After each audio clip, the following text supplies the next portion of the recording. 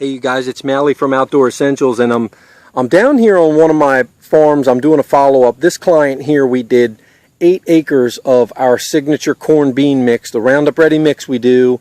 If you recall, this plot is right next to a giant, massive CRP field over here. You can see a shooting house in the back. Big pine, swamp, big swamp on the backside there. Let me tell you, there are giant bucks on this farm, and they're dying to get in here, but we're not going to let them get in here probably till about October. We're here today just to do a second application to kill off the junk that's coming on underneath this fence. It doesn't look like much probably from the camera, but I can assure you there's a lot of pigweed, a lot of morning glory started. Inside is relatively shaded out because of the product, the canopy's happening in there. This corn's about to make.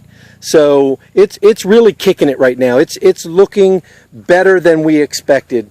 And with this sprayer, with this boomless, what we do is we shut off. There's 3 nozzles on here, okay? We have 1, 2, 3. This does a fan that covers about 6 foot, and then these do a rooster tail of about 12 foot in both directions. So we're going to shut that one off.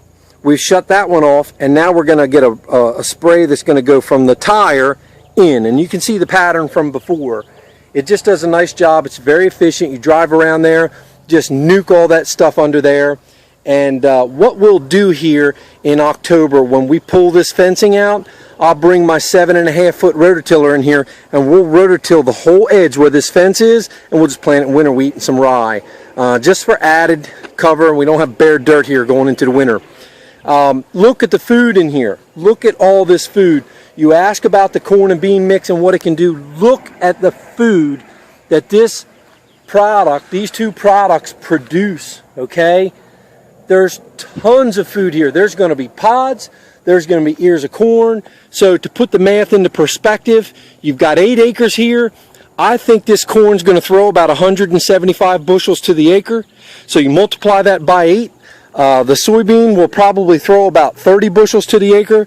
Do the math on that. So there's 240 bushels of soybean here, and 175 times 8. So there's over 1,000 bushels of corn. Who doesn't want that going into the hunting season? Hey, look, if you want to keep and hold deer during the hunting season, we've got just a mix for you. And if you want to learn how to do it, give me a call. Hey, I'm Mally, Outdoor Essentials, and I'm in the field.